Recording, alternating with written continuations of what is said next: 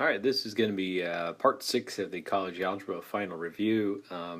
Not sure what quite happened, but it stopped recording on me, so I went ahead and we're going to pick up for where we stopped.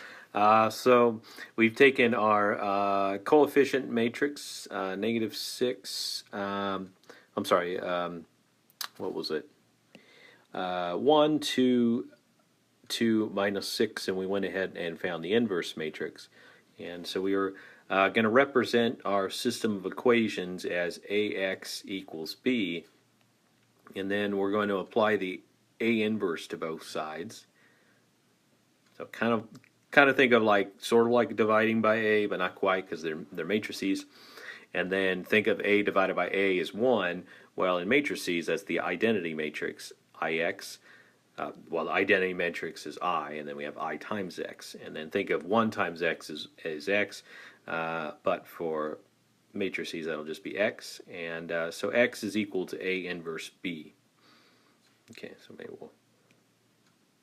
X is equal to A inverse B. So this is that kind of that shortcut that I would suggest that you make when you're asked to do the inverse matrix method. Is a lot of times we'll give you the inverse matrix on the final, but you may have to go get it on other problems. Okay, so let's go ahead and erase this. And so our B is -3 and 4, and so we're going to do A inverse B. So we're going to do the A inverse first, and then we're going to multiply it by matrix B. And so it's going to have row 1, column 1. So remember, this is a 2 by 2, and this is a 2 by 1. If these match, the multiplication is defined, and the dimension is going to be a 2 by 1. So 2 rows, one column. So we'll have a row 1, column 1, and so we're going to multiply 3/5 times -3, and then add to that 1/5 times 4. So we'll go ahead and do that. So -9/5 plus 4/5, and then we're going to do a row 2, column 1. So row 2, 1/5 times -3, and then -1/10 times 4. So we'll go ahead and multiply and add. So -3/5, and then -4/10, and so -3/5 is the same thing as -6/10, and then -4/10. That's going to be -10/10, and that's going to be -1. When we add the -9/5 and the 4/5, that's going to give us -5/5, and that's going to be -1 also. So we get a solution of a -1 and -1, and so our x and our y are both equal to -1.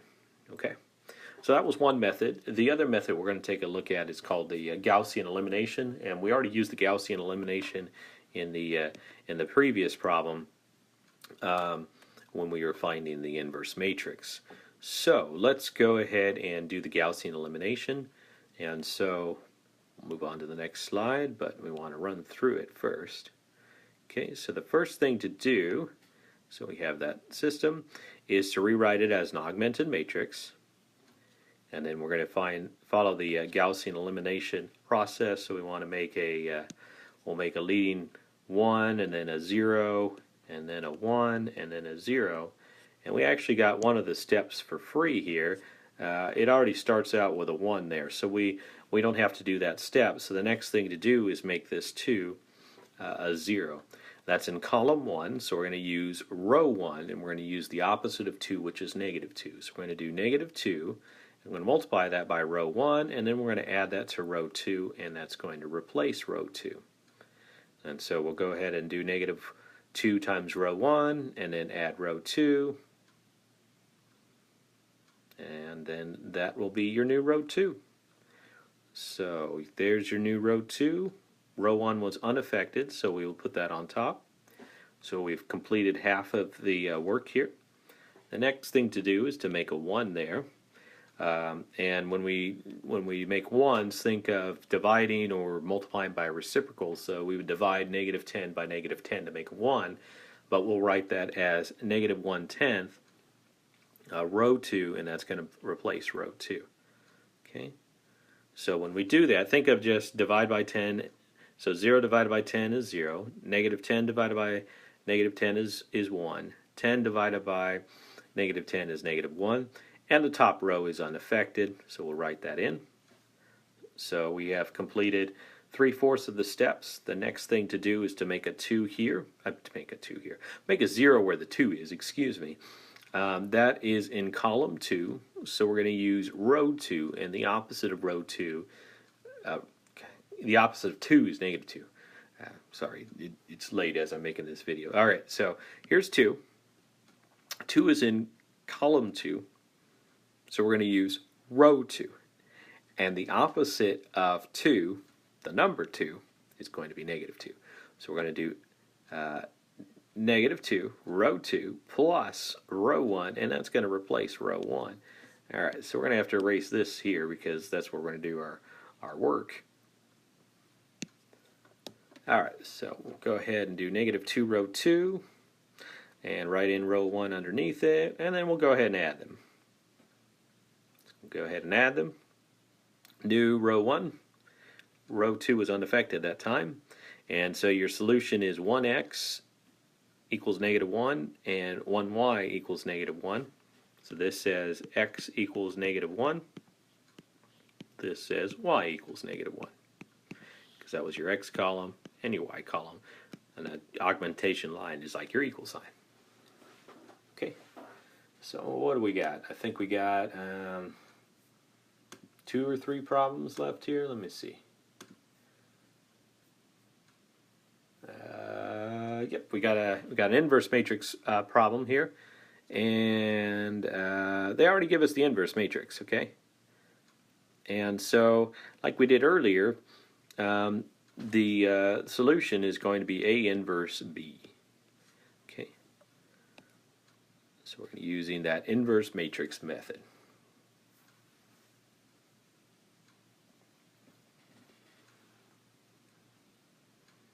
Okay, so A inverse B. So we have our inverse matrix, and then the 8, negative 8 and 0, that's our B. And so we'll go ahead and do that multiplication. So row 1, column 1, multiply 1/2 times minus 8, and then minus 1/2 times 0. It gives us that there. And then we'll do the row 2 times column 1.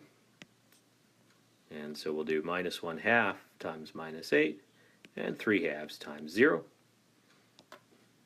And so that'll give us 4 plus 0. And so our solution is negative 4 and 4. And so your x is negative 4 and your y is 4.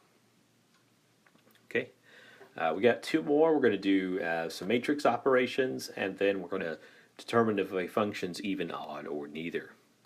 So number 4, we're going to do 2 times the matrix negative 4, 5, 2, 7, and then we'll subtract from it the matrix 2, 10, 3, and 11.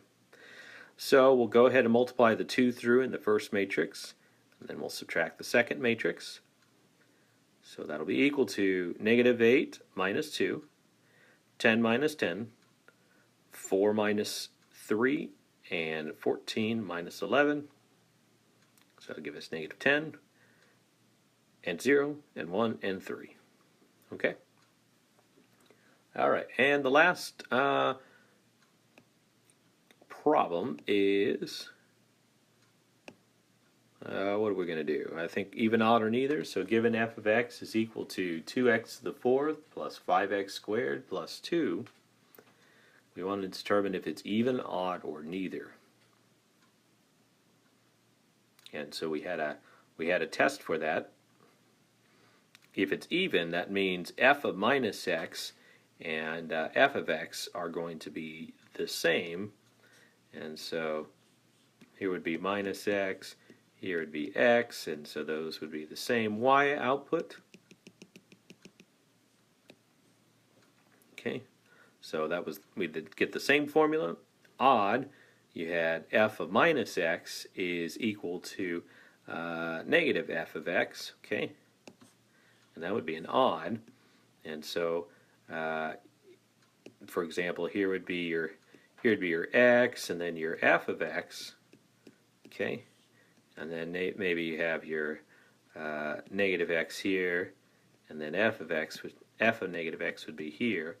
And so negative f of x would be down here, and then you'd see that we have the equal sign, and then for an odd function, reflection around that origin there, okay? So we have the algebraic test where we plug in negative x and we compare, does the formula look exactly the same, then it's even. If it looks exactly the opposite, then that's odd, and if it's not one or the other, then it's a neither. Okay, so we're going to plug in negative x, and we're going to see what we got going on there. So 2 times negative x to the fourth plus 5 times negative x squared plus 2. Okay, and when we raise to the fourth power negative x, it's x to the fourth power. Similarly, negative x squared will be positive x squared. And we get it the same formula, so this is an even. So there are 50 questions on the review. Try to be brief, but try to explain how to go through the problems. So this certainly isn't everything. It's not teaching the entire course. It's meant to be a review. So if you're looking for additional examples, there are other videos on the channel. Maybe you want to go back and look at your notes. But certainly the final review can give you a good idea of the types of questions, and maybe the problems on the final review may be slightly more challenging than what you'll see on the final exam. All right. Well, I hope all these videos have been helpful.